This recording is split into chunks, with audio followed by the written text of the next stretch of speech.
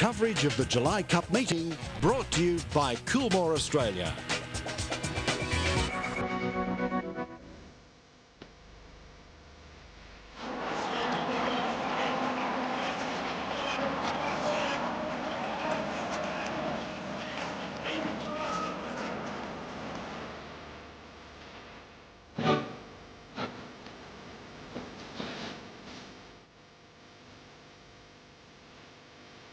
Schwarzier, Airway chasing hard all the way to the line. Schwarzier by half length to Airway, and Schwarzier is holding Airways, and a remarkable Royal Ascot double for Schwarzier for Australia, this time in the Golden Jubilee Stakes. Airway second, Barron's fifth, a big run for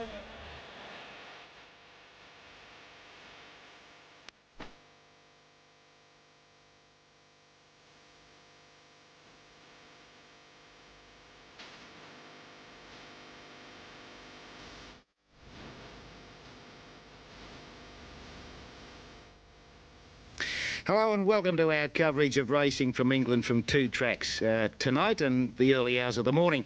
I'm joined by Michael Fraser, our form expert, and there are the tracks now. Newmarket, as you can see, is northeast of London, and Folkestone is down the southeast. Michael Fraser, I believe Folkestone is very close to the White Cliffs of Dover. Well, if you had back too many losers, you can take a running jump, I guess. But yes, it is. It's right down there.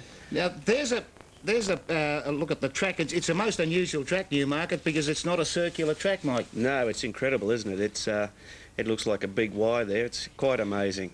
Now, there's the first race that we're going to be seeing tonight. That's from Newmarket. And what's the form like for this, Mike? It's run over the mile distance, or in our term, 1,600 metres. Yeah, it's for 3-year-olds, this race, and South Atlantic, these are the time form selections, their rating selections. South Atlantic was the top pick from Boston Lodge, and then there were 4 equal third picks: Inverness, Chinkara, Blonde Streak and Grand Passion. Right, they're set to go, and the first, let's go to our caller in England at Newmarket. Here's Simon Holt. A mile on a straight course, the Kirtling handicap. This is Compton Emperor. Welcome Stranger rearing in the gate. And they break away. And on the near side, Regent Secret was a little bit slow to break. Chinkara was away fairly well. Dame de Noche races quickly. JG's Choice. There's a little group racing apart from the others, headed by Compton Emperor, but the main body going to the far side. Dame de Noche on that far rail from JG's Choice. Down the centre in pink is Star Sensation. The orange cap of Risker King. Grand Passion in a noseband on the far side is handy.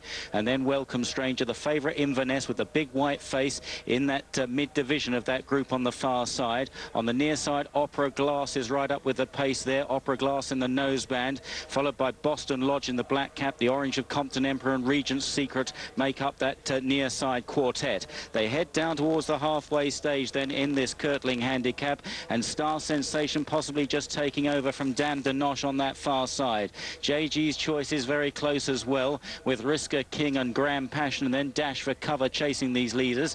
Inverness behind these, and then out very wide on the course, Dubrovsky trying to make headway. Chinkara with a white fence against the rail, and then on the far side, Opera Glass still leads to Compton Emperor and also Boston Lodge. They run down inside the final quarter mile. Dame de Noche recovers the advantage. JG's Choice challenging. Grand Passion trying to get out, coming with a run. Inverness now looking a big danger with that white face. Welcome Stranger, El Cotto from the rear, and South Atlantic bursting through under Kieran Fallon now, and it's Inverness grabbed by South Atlantic on the far side. El Cotto runs on strongly. Inverness near side of South Atlantic. South Atlantic and Inverness. South Atlantic lifts it just from Inverness. El Cotto in third, Grand Passion. Then after these was Weaver's Pride.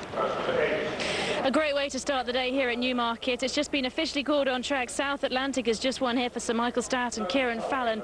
We were saying beforehand, Jerry didn't get the rub of the green last time at Sandown. Things didn't go his way, and not like Sir Michael Stout to bring him out just 5 days later. Most just unusual, unheard of, and that in itself was significant. Interesting how they split up Emma as well in this race, and we could see that the ones on the stand side were at a disadvantage, and eventually Opera Glass went over to join them, didn't he?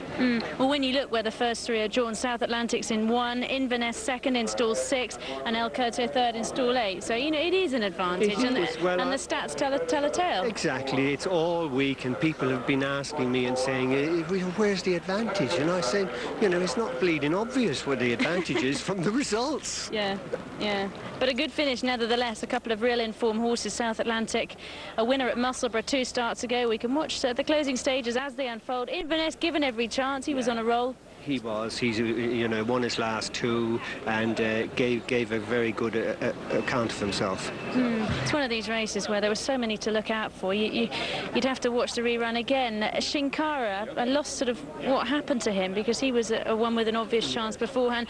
Opera Glass, Boston Lodge and one other stayed far side, and as you said, stayed stand side, I should say, and as you said, it was a distinct advantage where it mattered. Yes, it did, and we saw one other one in behind, didn't we? Dubrovsky, that we liked, you know, first time out, which was obviously a hard thing to do against this competitive field, and he ran well for a long way. Yeah, he did run quite a nice race, but nothing like the guns that this man in front had. Returned at these prices, and John, one that you quite fancied before.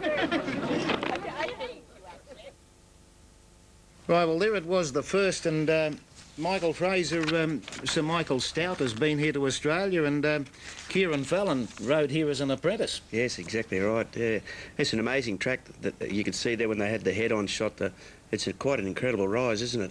Oh, now I believe that the Newmarket track is an undulating course. They go up and down and up and down, and it's a pretty steep rise to the winning post. Oh, definitely. As you can see there on that the track map we were just looking at before, it goes up, and it's a bit like a roller coaster ride, isn't it? It's incredible.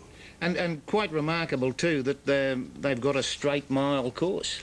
Yes, well, you know, they've got the room over there in England, I suppose. You know, most of their tracks are really wide and spacious, and the jockeys ride in that manner. They give each other plenty of room.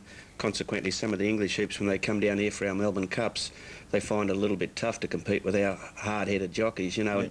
Yeah. Consequently, a few of them tend to sit off the track a bit, which certainly doesn't suit our style of racing. I think we should also point out that in that straight race, the horses further away, that's where the #1 barriers start from, so yeah. they go from outside in our terms. That's correct, yes, Rod. But you can see there in that race that even though the place getters were all on the inside there, the ones that are out further out, they didn't finish too far away, and I think with about a furlong to go or 200 metres to go, there was, you know, probably 5 lengths between the whole field.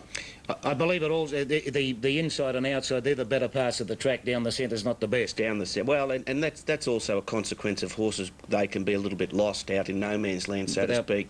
You know, without a rail to guide them or the rest of the runners to guide them. We might have a look at the first race from Folkestone. As we said, we've got 2 tracks we're showing you tonight in the early hours of the morning, and of course the highlight will be the third from Newmarket, where Choisir goes around to try for an historic treble. Now, this first race from Folkestone, now Folkestone is a circular track. This is over the 1,400 metres or 7 furlongs. What do we know about these, Mike? Oh, this is a 2-year-old race. It's worth £4,200. The top-rated horse here is #1 Dancing Lyra from #6, which is Carte Noire. #3 was the third pick, Old Malt from #10, Millennia, and #5. It was just in behind them, Saintly Place, but #1 was the top pick here. Here's another look at the Folkestone track, where again they do have a straight course. For the 6 furlong races and the 5 furlong races, or 1,200 and 1,000 metre races, but then they also have a circular track. This, I suppose, would be classified as a secondary meeting. Well, very much so. As I said, you know, I converted a lot of the time form ratings to my ratings, and you know, I'd say, as a consequence, they'd be novice horses at best. OK, well, that's what's coming up. 13 races in all, or still 12 to come. We're showing another 6 from Newmarket and also 6 from Folkestone. Well, Choisir, where did it all begin? It began in the King's Stand Stakes in the very important Royal Ascot Carnival, and this is the day that Choisir was the very big odds. With hindsight, we'd all like to be on it. Dominica, one of the first away, right up there to his Firebolt, which is the Hong Kong runner. Olivia Grace showing pace, and Choisir for Australia is up sharing the early lead. Wonder's Dream is alone right over on the far side, and Oasis Dream just slots in behind them from Lady Dominatrix, and further back then Dominica the near side. But Incastle is back in the field from acclamation as they sort themselves out from Sadat. But Choisir, the Australian sprinter, going like the wind out in front for Johnny Murtagh. Leads by a length and a half here. To in second Dominica. Wider out then, battling on, is Oasis Dream, followed then by Elusive City. A furlong and a half left to go. Choisir, though, on the stands rail is two in front. Oasis Dream trying hard to pick him up. They're making no impression at the moment. Followed then by Dominica. Choisir, Johnny Murtagh, three in front. The Aussie's going to do it. Choisir coming home to win the King's Stand. What a famous victory. Choisir wins it. Acclamation second. In third then Oasis Dream.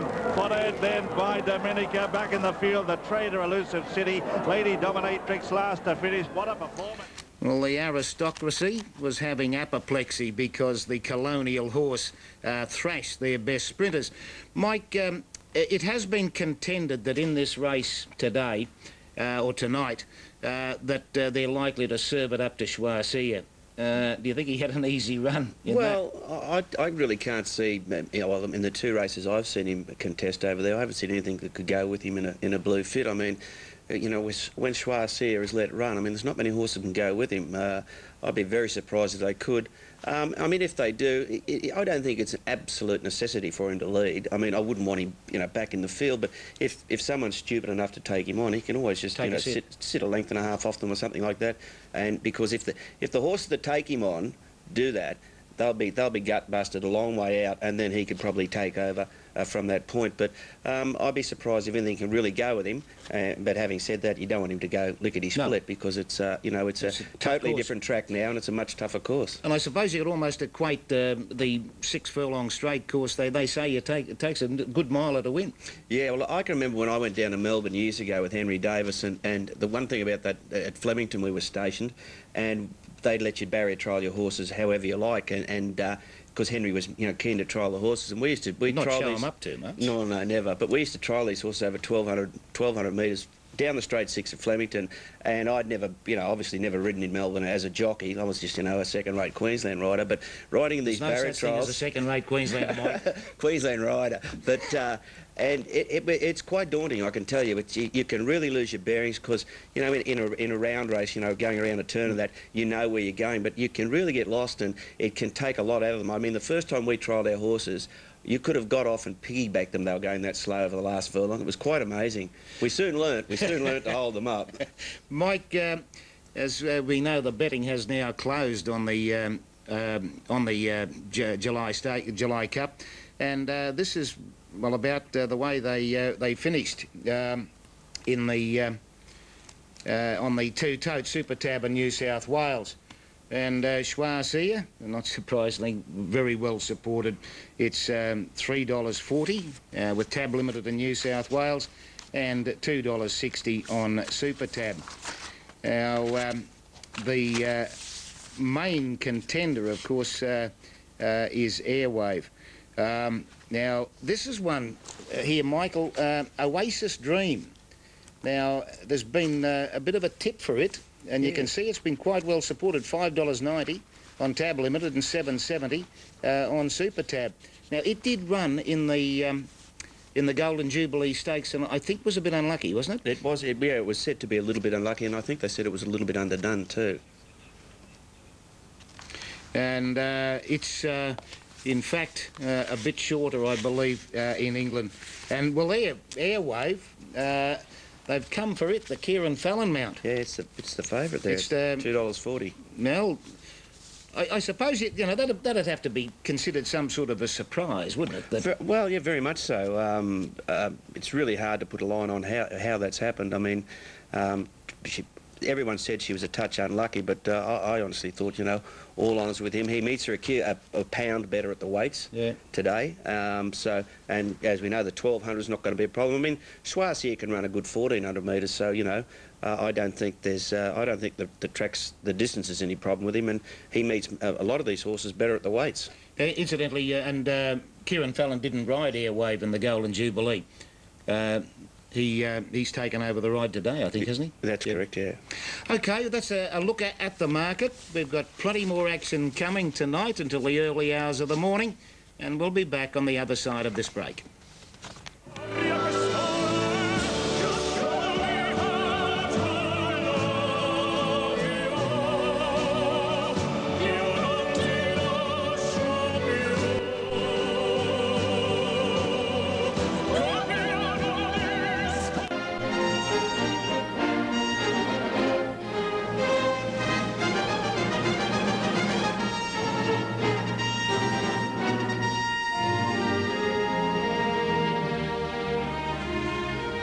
Well, there's the scene at Folkestone as the runners are headed towards the barrier for the first race, which is run on the straight course too, Michael, at Folkestone, a straight run of 7 furlongs or 1400 metres.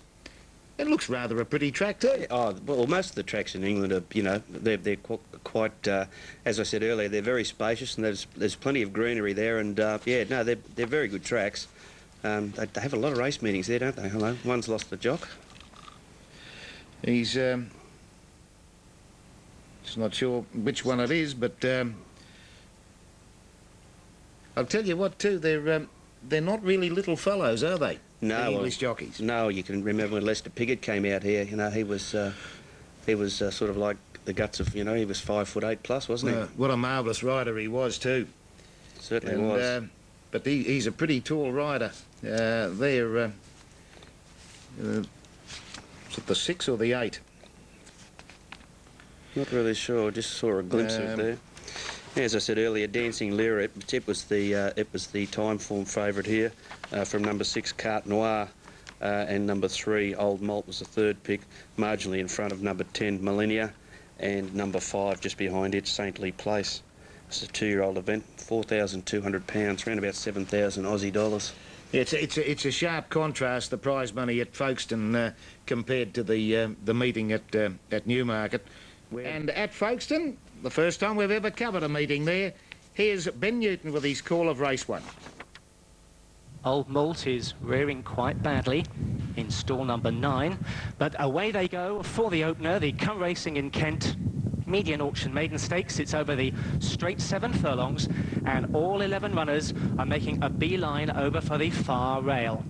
And it's the light green jacket of Millennia from the yellow of Saintly Place, who's done well to lead now from stall 1, Chris Catlin. Carte Noire with the noseband is very handy. The favourite, light blue cap Dancing Lyra in 3rd from Old Malt in the orange cap 4. And then after them come Macuventa, white jacket on the rail in 5. Velocity Bell is pushed along 6. Rooster Japaga in the orange jacket under pressure towards the back of the field. Frittery is also towards the rear. So running down then towards the halfway stage, and Saintly Place in the yellow jacket from the light green of Millennia, and then Old Malt and Carte Noire in the light blue sleeves wide.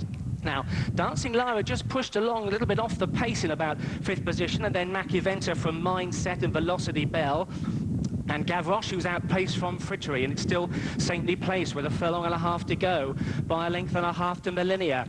And then over on the far rail is Macuventa putting in a promising first run. After them, Mindset, and then Dancing Lyra, who looks beaten now. And they've got under a furlong to go, and Old Malt is coming there with a strong run on the outside with Mindset, and Macuventa over on the far side, and Macuventa is going to beat Mindset. Old Malt was 3rd and Gavroche was 4th.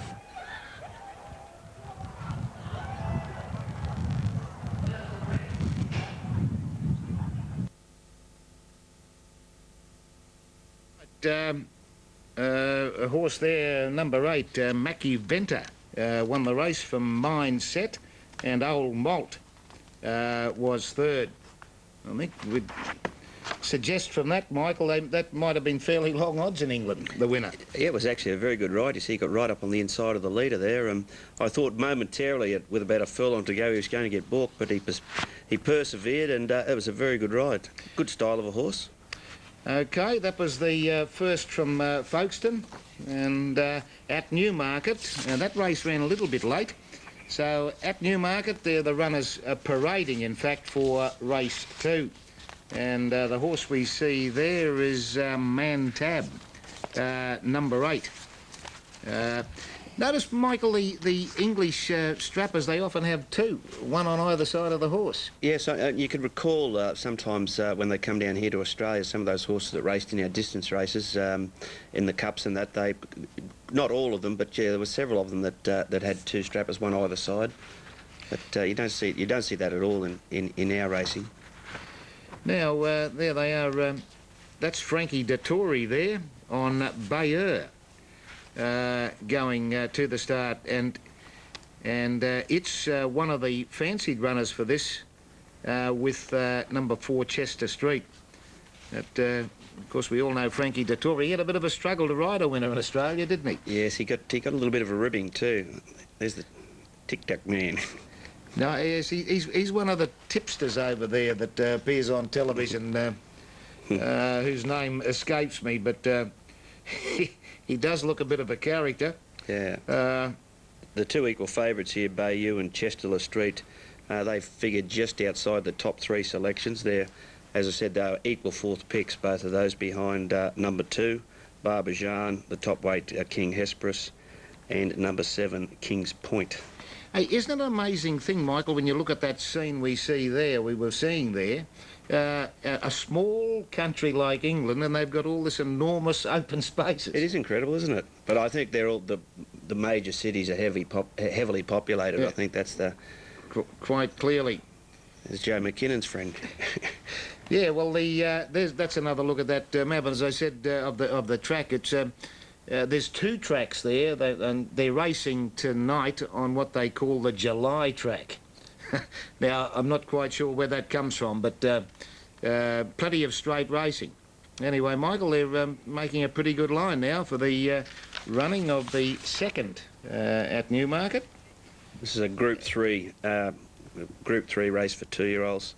This is over 7 furlongs, 1,400 metres. How do you think our 2-year-olds would stack up against them? Well, Schwarzier's one of our better 3-year-olds, and he's donkey licked them, and I think our 2-year-olds would be even more dominant. Yeah, absolutely. Well, they're set to go. Here's Simon Holt. 4th right, just a little bit slow, dwells in the stalls. Chester Street and the white cap on the far side is the first to bound on from King Hesperus.